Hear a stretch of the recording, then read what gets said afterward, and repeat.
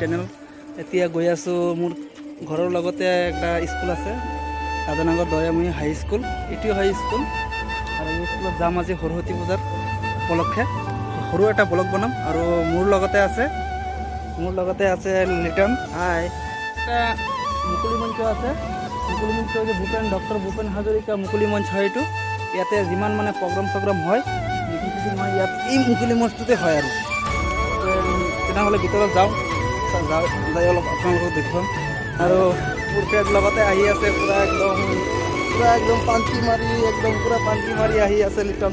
মোৰ ফ্ৰেণ্ড হয়, মোৰ গাঁৱৰে হয়।